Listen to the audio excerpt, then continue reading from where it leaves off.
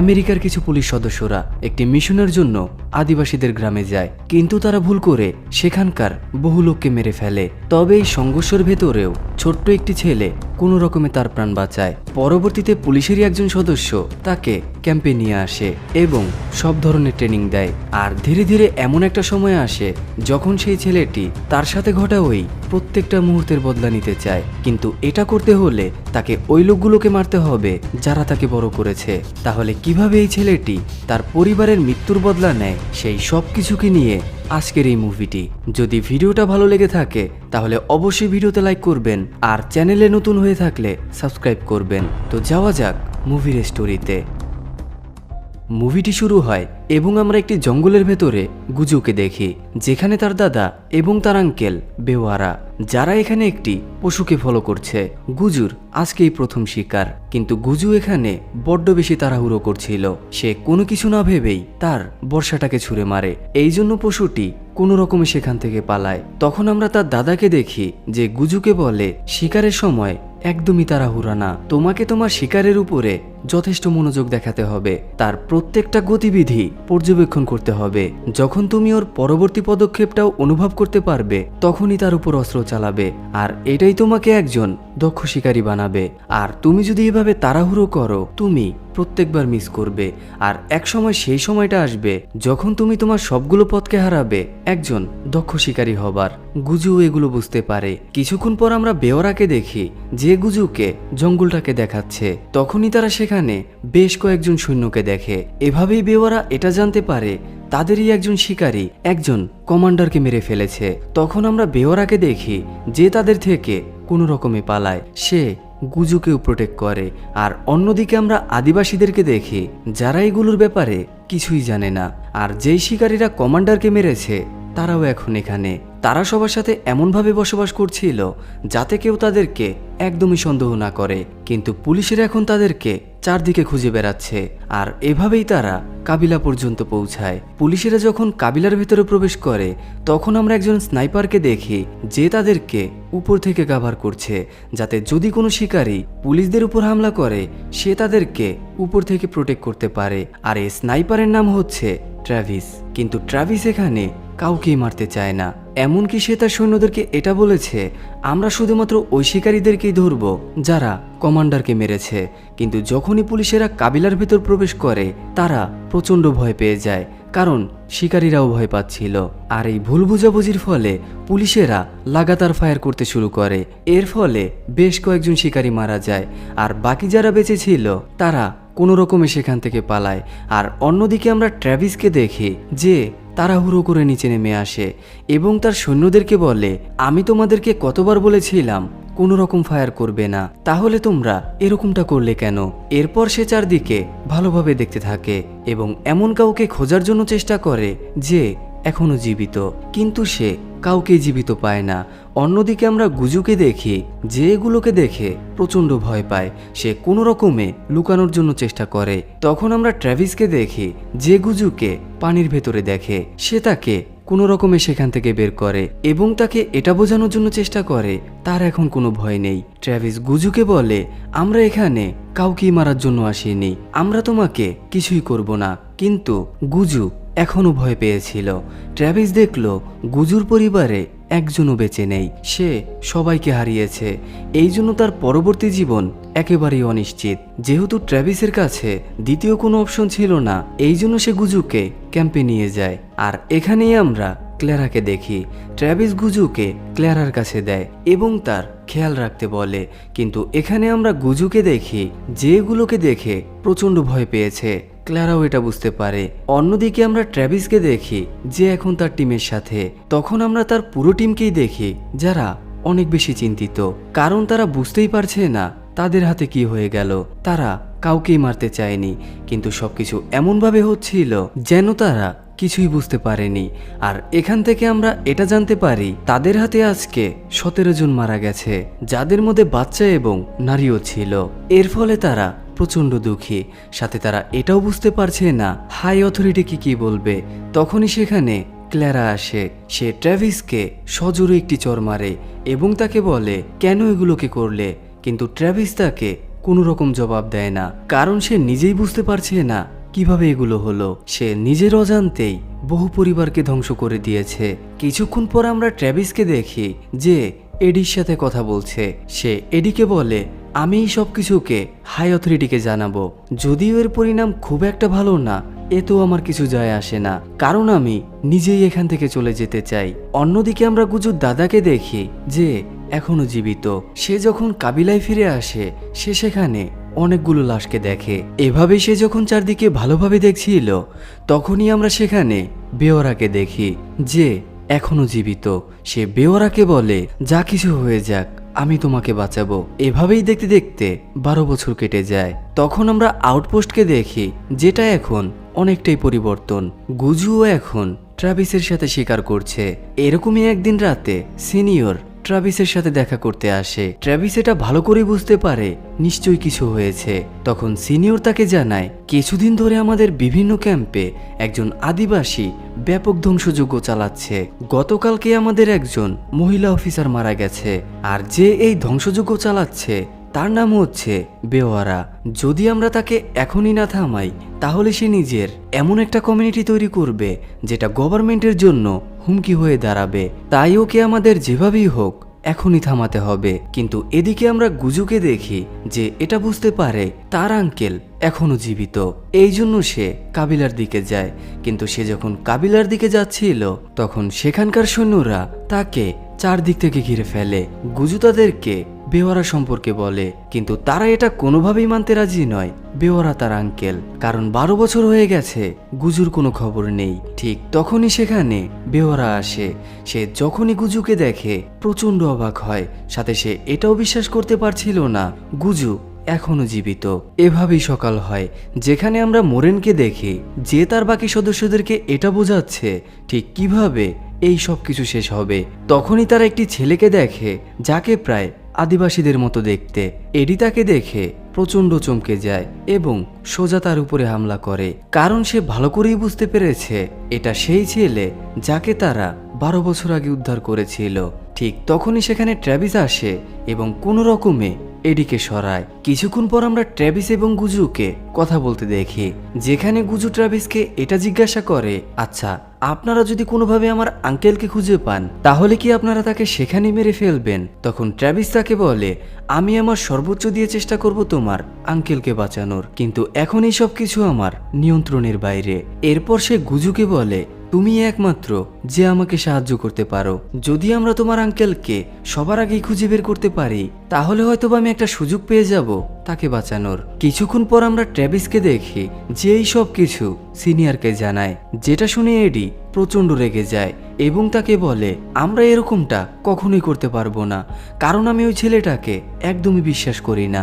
যদি ওর থেকে তোমার কিছু জানারই ছিল তাহলে আমার হাত থেকে বাঁচালে কেন? আমি ওকে এমন মার মারতাম ও সুরসুর করে সবকিছু বলে ফেলতো। তখন ট্র্যাভিস তাকে বলে, আমরা কখনোই ওই সমস্যাটাকে সমাধান করতে পারবো না যেটা আমরা 12 বছর আগে করেছিলাম। কোনো সংঘর্ষের মাধ্যমে কিছুই হবে না, যা কিছুই করতে হবে নিয়মের মধ্যে থেকে। অন্যদিকে আমরা মেরেনকে দেখি যে ক্ল্যারাকেও মিশনে অংশ নিতে বলে, এমনকি সে তাকে ওয়াদা করে সে এখানে একটি চার্চ বানাবে। এই জন্য ক্ল্যারাও রাজি হয়। পরবর্তীতে আমরা ক্ল্যারকে দেখি যে গুজুর কাছে যায় এবং তাকে বলে, তোমার ওদেরকে সাহায্য করা উচিত, কারণ যদি তুমি ওদেরকে সাহায্য করো তাহলেই ওরা তোমাকে সাহায্য করবে এবং কাবিলারও কিছু হবে না। আর তুমি যদি ওদেরকে সাহায্য না করো তাহলে কি হবে সেটা কেউ বলতে পারে না। গুজুও তার কথায় রাজি হয়, কারণ ক্ল্যারাই তাকে বড় করেছে। এভাবেই সবাই তৈরি হয় কাবিলার উদ্দেশ্যে যাওয়ার। আর অন্যদিকে আমরা মোরেনকে দেখি যে এডির কাছে যায় এবং তাকে বলে, আমি কোনোভাবেই ট্র্যাভিসকে একদমই বিশ্বাস করতে পারছি না। জঙ্গলে যা কিছুই হতে পারে, তাই সবাইকে রক্ষা করা তোমার দায়িত্ব। তবে তুমি একদমই ফায়ার করবে না, তুমি সব দিক থেকে চেষ্টা করবে গুলি না করার, কারণ তুমি এই সব কিছুর জন্য দায়ী। এই জন্য আমি কোনোভাবেই চাই না আবারও সেরকম কিছু হোক। এই জন্য আমি তোমার সাথে ওয়াল্টারকে পাঠাচ্ছি, আর ওয়াল্টারের অনুমতি ছাড়া তুমি এক পাও এদিক ওদিক নড়বে না। যেটা এডির একদমই পছন্দ হয় না, কিন্তু মরণের কথা শোনা ছাড়া তার দ্বিতীয় কোনো পথ নেই।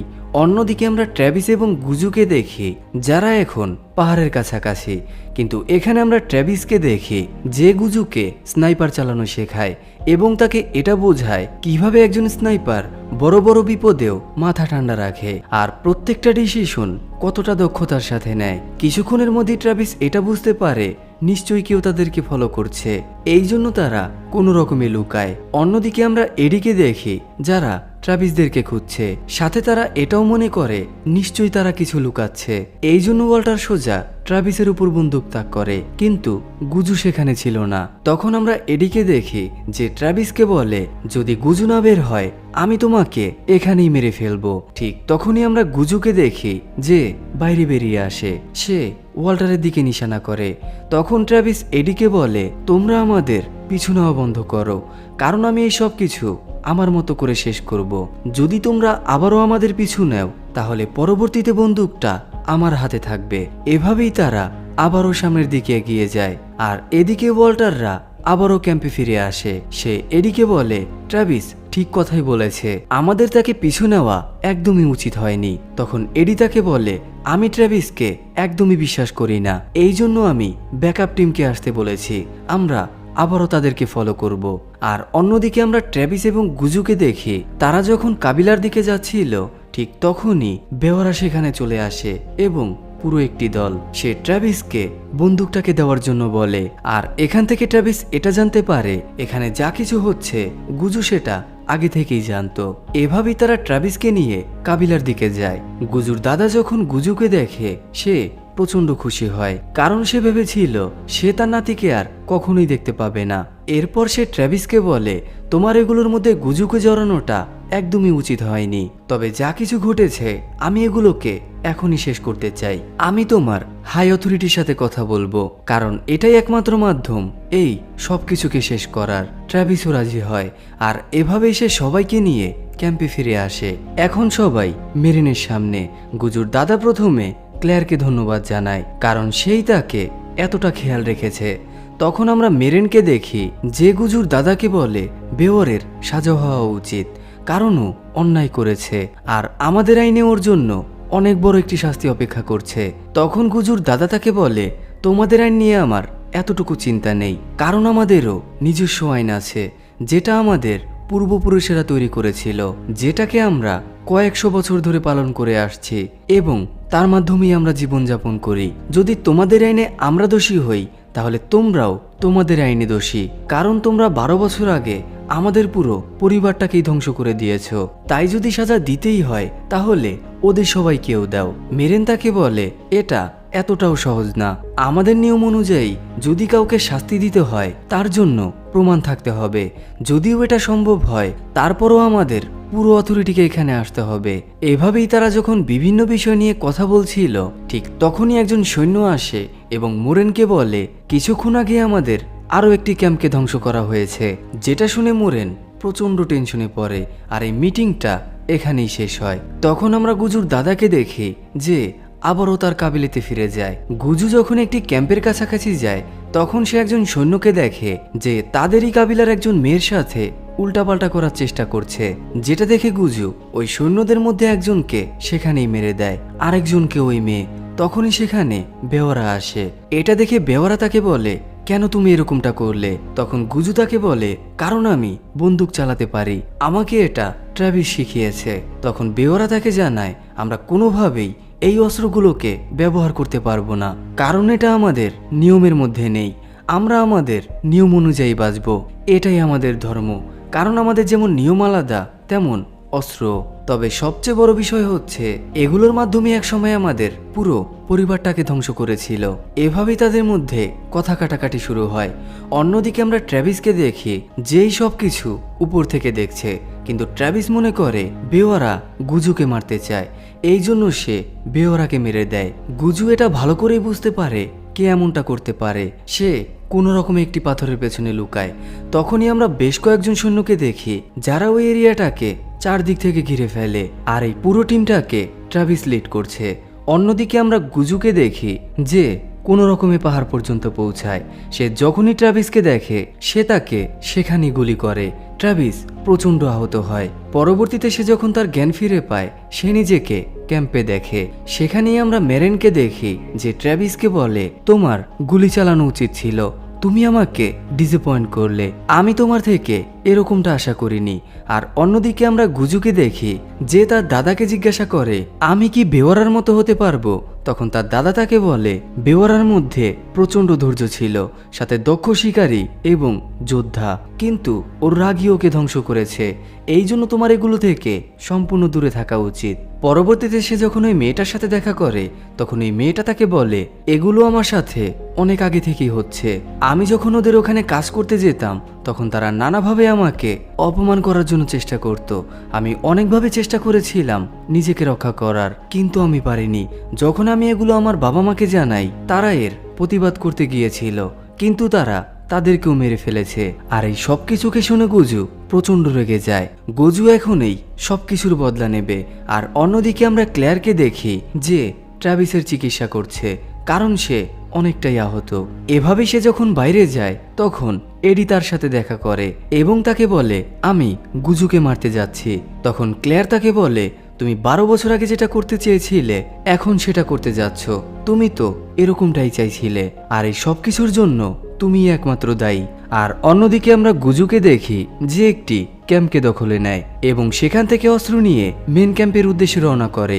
এভাবেই সে যখন মেন ক্যাম্পে যায় সে সবাইকে বন্দি বানায় এবং ট্রাভিসের দিকে বন্দুক তাক করে এবং তাকে বলে, তুমি এগুলো আমাকে আগে বলনি কেন? কারণ তোমরা এই 12 বছর আগে আমার পুরো পরিবারটাকে ধ্বংস করেছিলে। ট্রাভিস কোনো রকমে গুজুর থেকে বন্দুকটাকে নেয় এবং তাকে বলে, আমি সে যার জন্য এখনো তুমি জীবিত। অন্যদিকে মোরেন গুজুকে এখানেই মেরে ফেলতে চায়। সে যখনই তার উপর ফায়ার করবে ট্রাভিস তার উপরে ফায়ার করে। এডি এগুলোকে দেখে প্রচণ্ড রেগে যায়। যেহেতু সে আগে থেকেই গুজুকে মারতে চাইতো সে এখন তাকে এক মুহূর্ত বাঁচিয়ে রাখতে চায় না। সে যখনই তার উপর বন্দুক তাক করে ক্লেয়ার তাকে মেরে দেয়। আর এভাবেই গুজু এটা বুঝতে পারে ক্লেয়ার এবং ট্রাভিসই একমাত্র মাধ্যম যার জন্য সে এখনো জীবিত এবং তারাই তার আপন।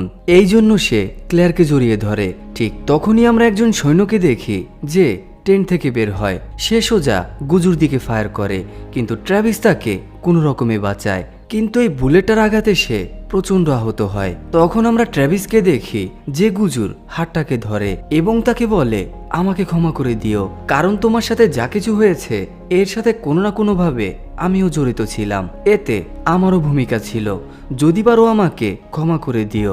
আর এভাবেই ট্রাভিস শেষ নিঃশ্বাস ত্যাগ করে। আর এই মুভিটি এমন এক পর্যায়ে গিয়ে শেষ হয় যেটা প্রত্যেকটা মানুষের হৃদয়কে কাঁদিয়েছে। আর এভাবেই এই অসাধারণ মুভিটি এখানেই শেষ হয়।